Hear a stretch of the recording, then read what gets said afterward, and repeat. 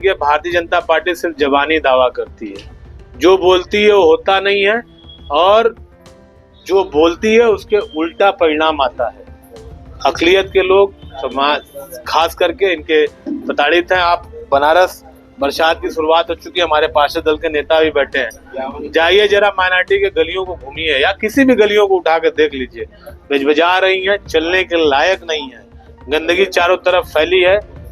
किस तरह से बस भगवान भरोसे काशी चल रही है, देश चल रहा है, प्रदेश चल रहा है। हम सब यही कामना करते हैं कि इनको सद्बुद्धि आए, ये जिस चीज के लिए इनको जनता ने शासन सत्ता सौंपा है उस पे काम करें। न महंगाई कम कर पा रहे हैं, न रोजगार दे पा रहे हैं, न लॉ एंड ऑर्डर मेंटेन कर पा रहे हैं। हर मोर्चे पे ये सरकार फेल है।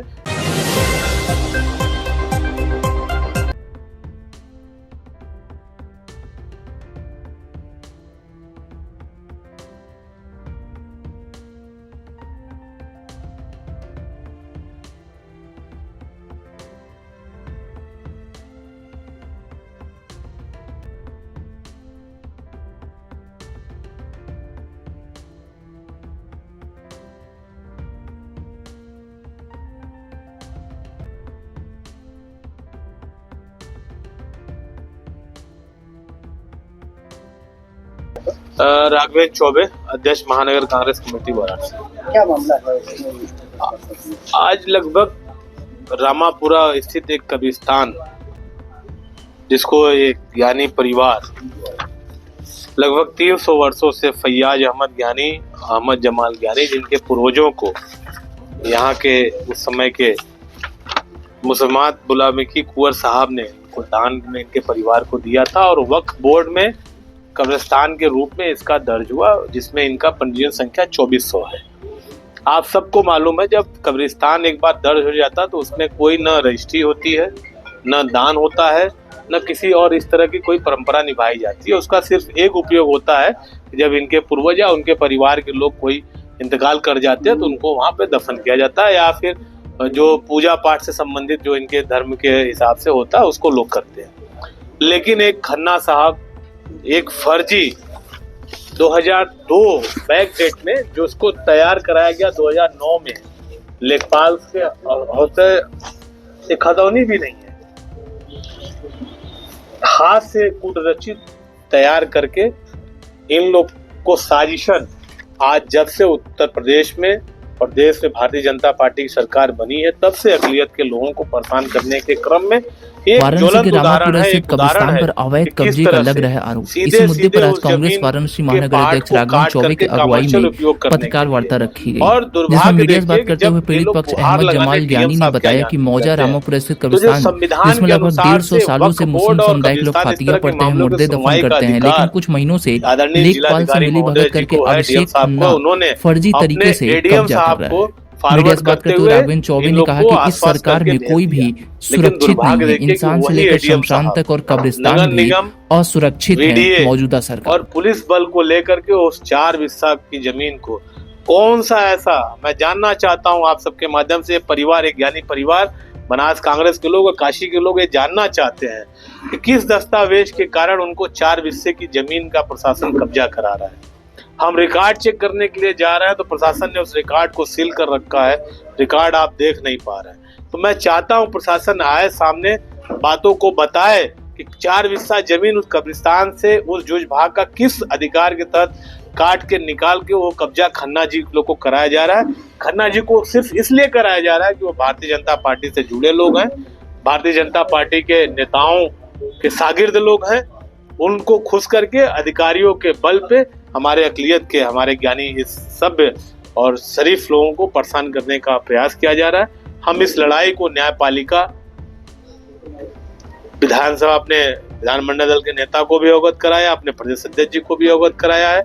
हम इसको हर मोर्चे पे उठाने का काम करेंगे और इस परिवार को न्याय दिलाने के लिए पूरा बनारस कांग्रेस परिवार, बनारस का एक एक कांग्रेस कार्यकर्ता कटिबद्ध है, संकल्पित है। कमिश्नर साहब से हम लोग परसों समय, क्योंकि डीएम के ऊपर कमिश्नर इसमें होते हैं, उनको सुनवाई का अधिकार है वक्त का और इसका, तो हम कमिश्नर साहब से समय मांगा है। परसों का समय हम लोग को मिला है 11 बजे का।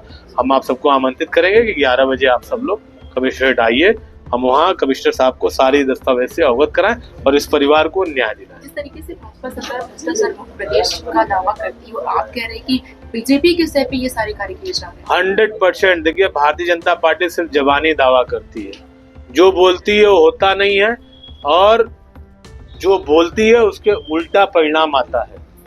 अकलियत के लोग, समाज खास करके इनके प्रताड़ित हैं। आप बनारस बरसात की शुरुआत हो चुकी है, हमारे पार्षद दल के नेता भी बैठे हैं, जाइए जरा माइनॉरिटी के गलियों को घूमिए या किसी भी गलियों को उठा कर देख लीजिए, बजा रही हैं, चलने के लायक नहीं है, गंदगी चारों तरफ फैली है। किस तरह से बस भगवान भरोसे काशी चल रही है, देश चल रहा है, प्रदेश चल रहा है। हम सब यही कामना करते हैं कि इनको सद्बुद्धि आए, ये जिस चीज के लिए इनको जनता ने शासन सत्ता सौंपा है उस पे काम करें। न महंगाई कम कर पा रहे हैं, न रोजगार दे पा रहे हैं, न लॉ एंड ऑर्डर मेंटेन कर पा रहे हैं। हर मोर्चे पे ये सरकार फेल है। सिर्फ एक मोर्चे पे, मैं दावे से कह रहा हूँ, सिर्फ एक मोर्चे पे बेवकूफ बनाने वाला मोर्चा पे सफल है, और जहां इनको अकलियत के लोगों को दबाने का मौका मिल रहा है वहां पूरी तरह से दबा रहा है।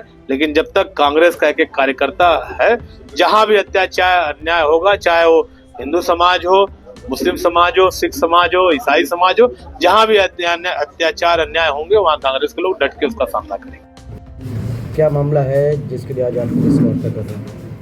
ये हमारी पूर्वजों की कब्रिस्तान है, जो रामापुरा स्थित गुरुबाग खालसा स्कूल के सामने है, जिस पर कुछ लोग कब्जा करना चाह रहे हैं और जिसमें तकरीबन 4 हिस्सा जमीन पर कब्जा कर लिया है।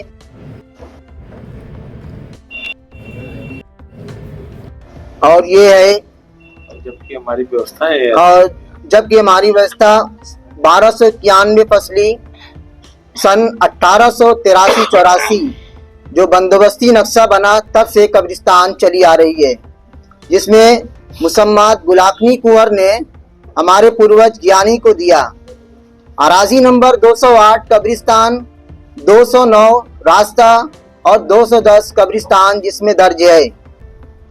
10/11/1930 को जब खतौनी निकाली गई तो इसमें भी पहले के जैसे ही हमारे पूर्वज का नाम दर्ज है। सन 1984 में फिर खतौनी निकाली गई, जिसमें भी हमारे पूर्वज का ज्ञानी का ही नाम दर्ज है। सन 2004 में भी इसी प्रकार हमारे पूर्वज ज्ञानी का नाम ही दर्ज है। सन 2007 में फिर से बंदोबस्ती नक्शा निकाला गया, जिसमें भी ज्ञानी का ही नाम दर्ज है। सन 2009 में भी बंदोबस्ती रिकॉर्ड निकाला गया, जिसमें भी हमारे पूर्वज ज्ञानी का नाम दर्ज है। हालिया रिकॉर्ड निकलवाने का प्रयास करने पर मालूम हुआ कि रिकॉर्ड शासन द्वारा सील किया गया है।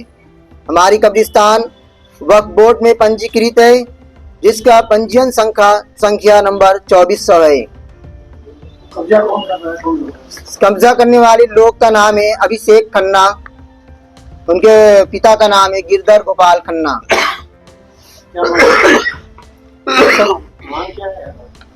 हमारी मांग ये है कि वहाँ पहले काम रुकवाया जाए। प्रशासन से हमारी यही गुजारिश है कि काम रुकवाया जाए और इसके न्यायिक जांच की जाए। ये लोग कैसे आए यहाँ, जबकि हमारे पास पूरा दस्तावेज मौजूद है। वो दस्तावेज लेकर आप किसी उच्च अधिकारी या फिर हमने डीएम साहब के यहाँ भी गए, लेकिन अभी तक इस पर कोई कार्रवाई नहीं की गई। सिर्फ आश्वासन दिया गया कि इस पर जांच होगी, मगर आज 3 दिन हो गया, कोई कार्रवाई नहीं की गई। शहरी जन की आवाज नौका ही समाचार। ऐसे तमाम खबरों के लिए बने रहिए हमारे साथ।